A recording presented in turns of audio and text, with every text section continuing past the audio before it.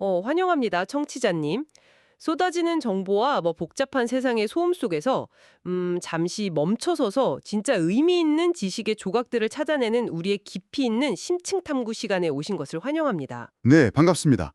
오늘도 아주 흥미로운 시간이 될 것 같네요. 맞습니다. 오늘 우리는 아주 특별한 자료들을 테이블 위에 올려놓았는데요. 바로 정영기 목사님께서 보내주신 오늘 맥체인 본문입니다. 아, 네. 이 심층 탐구의 목표는 그냥 단순한 본문 요약이 아니거든요. 서로 완전히 다른 시대, 다른 배경을 가진 이 네 개의 텍스트를 해체하고 분석해서 그 기저에 흐르고 있는 하나의 거대한 통찰을 끄집어내는 거죠. 그렇죠. 오늘 우리가 파헤쳐볼 핵심 화두는 바로 그 하나님의 능력과 인간의 믿음이 교차하는 지점에 대한 것입니다. 아주 흥미로운 요정이 될 것 같습니다. 보통 하나님의 능력이라고 하면 불가능을 가능하게 하는 초월적인 힘을 떠올리잖아요. 네, 엄청난 스케일의 기적 같은 거예요. 맞아요. 그리고 믿음이라고 하면 인간이 가져야 할 어떤 확고한 흔들리지 않는 정신적 태도를 생각하기 쉽죠. 내가 막 굳건하게 믿어야만 능력이 나타난다, 이런 식의. 그렇죠. 그런데 오늘 다룰 텍스트들을 깊이 들여다보면 이 두 가지가 우리가 흔히 생각하는 단순한 인과관계로 작동하지 않는다는 걸 알 수 있습니다. 단순한 인과관계가 아니다. 네, 그러니까 내가 믿음을 100만큼 발휘하면 능력이 100만큼 떨어진다. 이런 식의 공식이 아니라는 거죠. 오히려 우리의 상식을 완전히 뒤집는 방식으로 연결되어 있습니다. 아, 상식을 뒤집는다. 그 표현이 정확한 것 같네요. 오늘 우리가 다룰 네 개의 텍스트는 출애굽기 14장, 누가복음 17장, 욥기 32장, 그리고 고린도 후서 2장입니다. 시공간의 스케일이 어마어마하네요. 그러니까요. 수천 년 전의 이집트 사막부터 로마 제국 시대의 고린도 도시까지 넘나들게 되는데요. 겉보기에는 아무런 상관이 없어 보이는 이 이야기들 속에서 하나님의 능력이 인간의 현실적인 한계와 위기를 어떻게 돌파해내는지 그 숨겨진 패턴을 찾아보겠습니다. 기대가 됩니다. 자, 그럼 이 본문들을 하나씩 풀어볼까요? 첫 번째 목적지는 기원전 수천 년 전 그 이스라엘 백성들이 마주했던 역사상 가장 유명한 막다른 골목. 바로 출애굽기 14장의 홍해 앞이죠. 네, 맞습니다. 역사적 지리적 맥락을 조금 더 덧붙이자면요.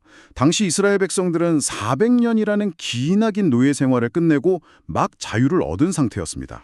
심리학적으로 보면 극도의 긴장 상태에서 겨우 안도감을 느끼려던 찰나였겠네요. 정확합니다. 그런데 눈앞에는 도저히 건널 수 없는 거대한 바다가 가로막고 등 뒤에서는 당시 고대 군동의 아파치 헬기나 다름없던 이집트의 최정예 전차 부대가 막 흙먼지를 일으키며 맹렬하게 추격해오고 있었던 거죠. 완벽하게 갇힌 겁니다. 청취자님도 한번 상상해 보시죠. 평생 압제에 시달리다 이제 좀 살만한가 싶었는데 피할 곳 없는 절벽에 몰린 겁니다. 사람들의 반응은 당연히 패닉이었겠죠. 비명을 지르고 난리가 났죠. 성경을 보면 백성들이 심하게 두려워하면서 지도자인 모세를 향해 차라리 이집트에서 죽게 내버려두지 왜 여기까지 끌고 왔냐고 원망을 퍼붓거든요.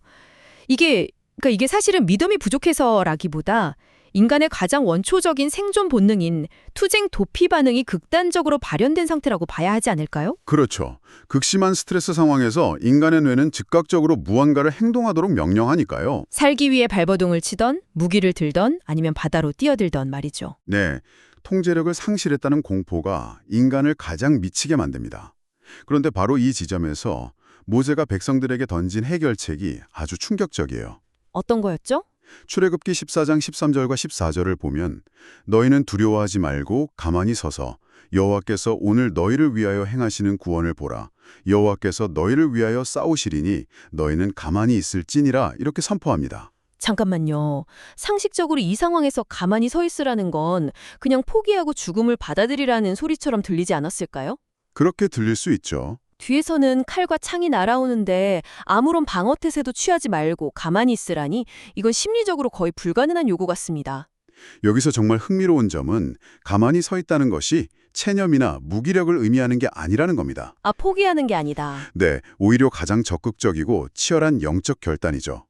인간이 자신의 힘으로 상황을 통제해 보려는 그 모든 헛된 발버둥, 지푸라기라도 잡으려는 그 강박적인 통제욕을 의지적으로 내려놓는 행위입니다. 내가 할 수 있는 게 아무것도 없음을 철저히 인정하는 거군요. 맞습니다. 상황의 주도권을 완전히 하나님께 넘겨드리는 선언인 셈이죠. 아, 겉으로는 정지해 있는 것처럼 보이지만 내면에서는 엄청난 의지적 전환이 일어나고 있는 거네요. 정확합니다. 내가 막 아등바등 해결하려는 스위치를 끄고 하나님이 일하시도록 공간을 내어드리는 태도, 그것이 여기서 말하는 믿음의 본질이라는 거군요. 똔차이러기만 해석입니다. 하나님 나라는 흥미롭게도 우리가 우리의 한계를 인정하고 힘을 뺄 때 비로소 그분의 거대한 능력이 작동하기 시작하는 구조를 가지고 있습니다. 홍해를 가르는 그 어마어마한 기적의 전제 조건은 이스라엘 백성이 뛰어난 전술을 짜거나 대단한 용기를 발휘하는 것이 아니라 친히 싸우시는 하나님의 능력을 100% 신뢰하며 잠잠히 그 자리를 버텨내는 것이었군요. 네, 맞습니다. 내 힘을 뺀 자리에 하나님의 능력이 채워진다. 정말 깊은 울림이 있네요.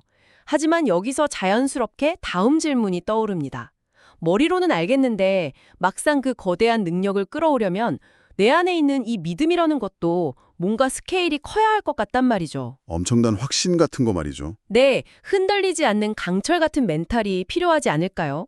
이런 우리의 고민을 꿰뚫어 보듯 두 번째 본문인 누가복음 17장이 아주 기가 막힌 타이밍에 등장합니다. 렌즈가 갑자기 전환되죠. 맞아요. 방금 전까지 홍해라는 블록바스터급 스케일을 다루다가 갑자기 아주 미세한 현미경의 세계로 넘어갑니다. 바로 겨자씨 이야기입니다. 이 본문의 배경을 보면 제자들의 심리 상태가 아주 재미있습니다. 제자들은 예수님께 찾아와 대뜸 우리에게 믿음을 더하소서라고 요구하거든요. 마치 스마트폰 배터리 용량을 늘려달라거나 게임 캐릭터의 능력치를 레벨업 해달라는 식의 접근이네요. 네, 일종의 믿음의 실적주의랄까요? 제자들 역시 하나님의 큰 능력을 행하려면 자신들의 믿음도 그만큼 덩치가 커져야 한다고 생각했던 모양입니다. 우리는 자꾸 믿음을 수치화하고 양쪽으로 측정하려는 경향이 있으니까요. 세상의 법칙이 늘 그렇잖아요. 큰 결과를 원하면 큰 자본과 큰 노력을 투자해야 하죠. 그런데 예수님의 대답은 그들의 세계관을 산산조각냅니다. 너희에게 겨자씨 하나일 만한 믿음이 있었더라면 이 뽕나무더러 뿌리가 뽑혀 바다에 심기어라 하였을 것이요 그것이 너희에게 순종하였으리라 라고 말씀하십니다. 당시 겨자씨는 눈에 보일 듯 말 듯한 가장 작은 크기를 상징하는 관용어였잖아요. 네, 유대인들에게는 아주 작고 보잘것없는 것을 의미했죠. 그런데 이 현실적으로 생각해보면 겨자씨만한 작은 믿음이라는 게 오히려 더 어렵게 느껴지기도 합니다. 왜 사람들은 불안할 때마다 매일 몇 시간씩 기도하고 막 스스로를 채찍질하면서 믿음을 키우려고 애쓰는 걸까요? 그게 참 예수님 말씀대로라면 그런 양적인 확장이 핵심이 아니라는 건데 말입니다. 그 모순이 바로 인간의 종교적 본성입니다. 내가 무언가를 많이 크게 해야 하나님을 설득할 수 있다고 착각하는 것이죠. 아, 내가 하나님을 설득해야 한다? 네, 이것을 더 큰 그림과 연결해 본다면 예수님이 겨자씨를 비유로 드신 진짜 이유는 크기가 아니라 생명력, 즉 본질에 있습니다. 세상은 크고 화려한 믿음이나 능력을 요구하는 것처럼 보이지만 하나님의 능력은 우리의 작은 믿음을 통해서도 나타난다는 겁니다. 겨자씨가 아무리 작아도 그 안에는 살아있는 생명의 DNA가 들어있으니까요. 맞습니다. 믿음의 핵심은 내 확신의 크기가 아니라 내가 믿고 있는 대상이 누구인지를 정확히 아는 것입니다. 나의 연약함과 한계를 있는 그대로 인정하지만 그럼에도 불구하고 전능하신 하나님을 바라보는 그 작고 진실한 방향성. 반향성이군요. 네, 그것만 있다면 인간의 논리를 뛰어넘는 하나님의 능력이 나타나기엔 충분하다는 것이죠. 놀라운 통찰입니다. 결국 믿음의 위력은 내 믿음이 얼마나 대단한가에서 나오는 것이 아니라 내가 믿는 하나님이 얼마나 대단한 분인가에 달려있다는 거군요. 작은 씨앗 같은 믿음으로도 충분하다니 큰 위로가 됩니다. 자, 홍해 앞에서의 잠잠함과 겨자씨 비유를 통한 방향성까지 짚어봤습니다. 아주 훌륭한 흐름입니다. 그런데 현실로 돌아오면 이런 원리들을 어떻게 적용해야 할지 머리가 복잡해질 때가 많습니다.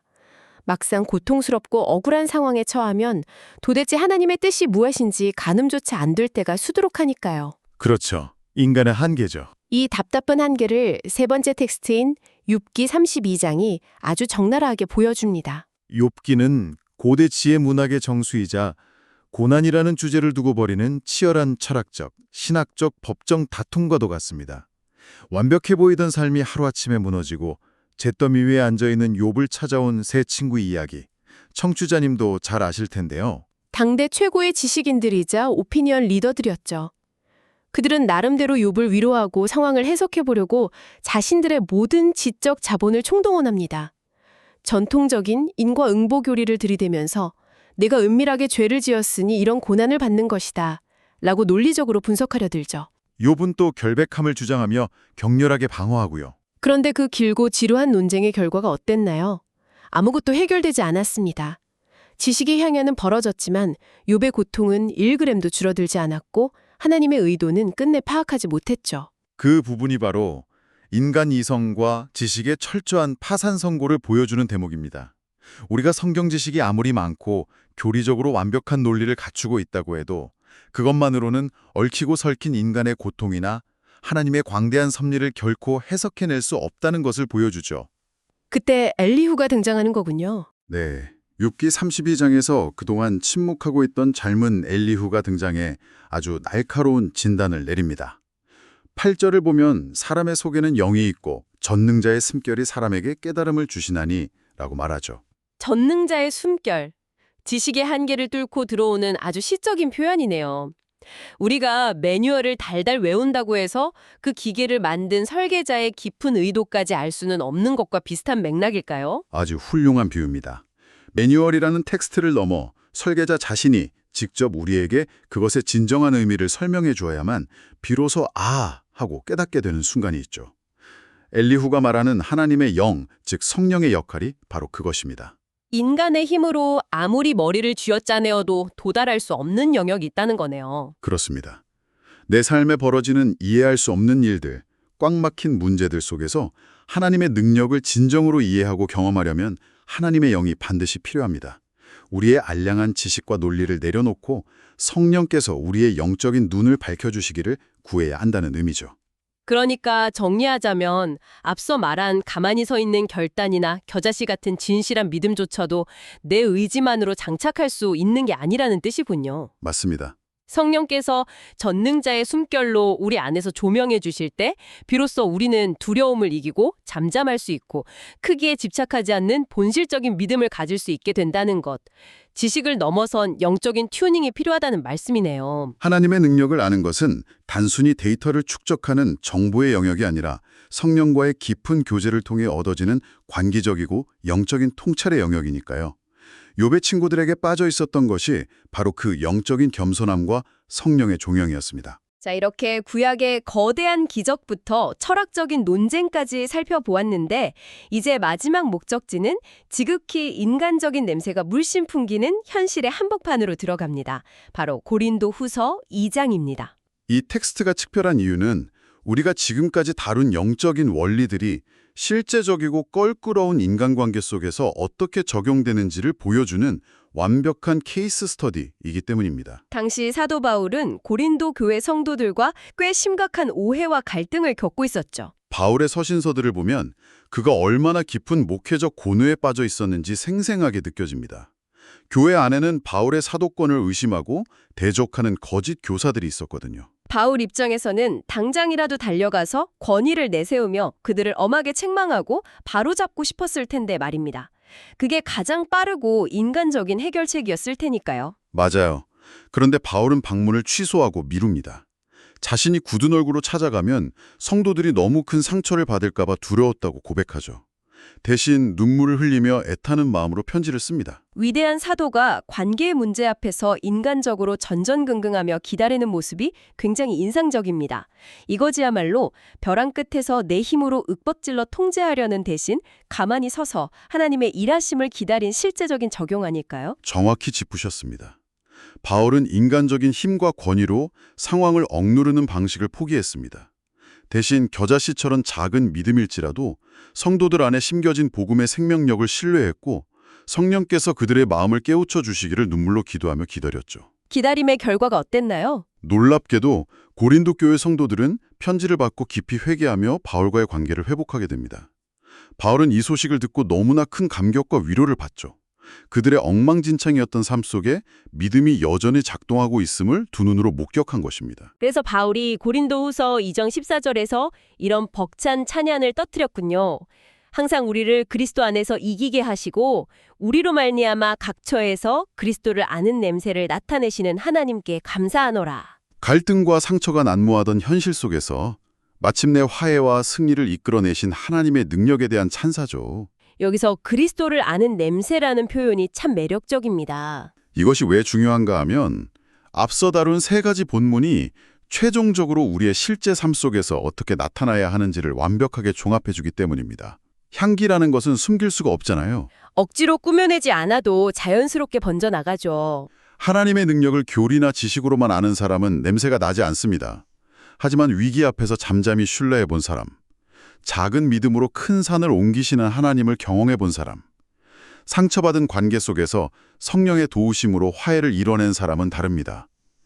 그들의 인격과 삶의 태도에서는 굳이 입으로 떠들지 않아도 묵직한 생명의 향기가 뿜어져 나온다는 것입니다. 이것이야말로 믿음의 실제군요. 머릿속의 신학이 아니라 내 삶의 치열한 현장, 피 튀기는 일상에서 증명해내는 삶. 정영기 목사님께서 보내주신 이 4가지 본문이 이렇게 하나의 거대한 맥락으로 깨어지는 걸 보니 전율이 일어납니다. 오늘 우리의 탐구를 요약해볼까요? 예, 해주시죠. 인생의 막다른 홍해 앞에서는 헛된 발버둥을 멈추고 가만히 서서 구원을 바라볼 것, 크기에 집착하는 세상에서 나의 연약함을 인정하며 오직 하나님께 주파수를 맞춘 겨자씨 한 알의 진실한 믿음을 지닐 것, 한계가 분명한 인간의 지성을 내려놓고 하나님의 영이 주시는 깨달음에 귀 기울일 것, 그리고 이 모든 원리를 지독한 일상의 갈등 속에서 화해와 승리로 살아내며 그리스도의 냄새를 풍길 것. 합니다. 하나님의 뜻을 이루기 위해 청취자님은 지금 삶의 어느 부분에서 하나님의 능력을 신뢰하고 계십니까? 오늘 본문들을 살펴보면서 한 가지 흥미로운 생각이 듭니다. 하나님은 우리의 아주 작은 겨자씨만한 믿음에도 응답하시고 우리가 그저 가만히 서 있을 때 우리를 위해 대신 싸워주신다고 했습니다. 네, 그렇습니다. 그렇다면 청취자님, 지금 당신의 삶에서 당신 자신의 힘으로 아등바등 해결하려다 오히려 망치고 있는 홍해 앞의 위기는 무엇인가요? 어쩌면 지금이야말로 완벽한 해결책을 찾으려는 노력을 멈추고 당신 안에 하나님의 영이 주시는 깨달음에 귀 기울이며 가만히 서 있어야 할 가장 완벽한 타이밍은 아닐까요? 오늘 하루 이 질문을 꼭 한번 곱씹어 보시기 바랍니다. 묵직한 질문이네요. 언제나처럼 이 시간이 청취자님의 생각의 지평을 넓히는 데 도움이 되었기를 바랍니다. 함께 해주셔서 감사드리고 우리는 다음번에도 묵직한 통찰이 담긴 새로운 사료들을 가득 안고 다시 찾아오겠습니다. 오늘 하루도 짙은 향기를 남기는 시간 되시길 바랍니다.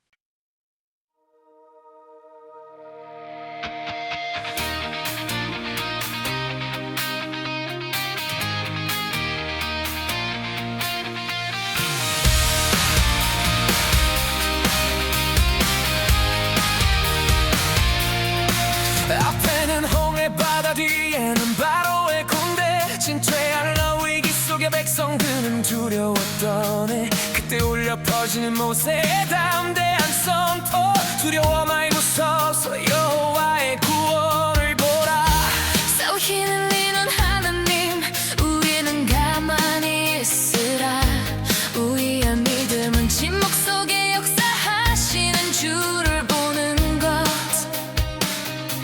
바다가 갈라지고 마른 땅이 열릴 때 능력의 주님은 믿음의 발걸음을 요구하시네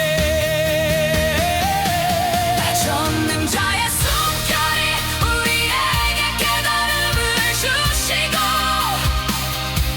겨자씨 하나의 믿음이 뽕나무를 바다로 옮기네 그리스도 안에서 항상 우리를 이기게 하시는 주 믿음의 실제가 되어 승리의 향기를 날리게 하소서 하나님의 능력은 오직 믿음의 통로로 흐르나이다 우리의 믿음을 더하소서 제자들은 구했으나 주님은 작은 씨앗 속에 감춰진 능력을 보라시네 봄나무 뿌리가 뽑혀 저 바다에 심기리라 의심 없는 신뢰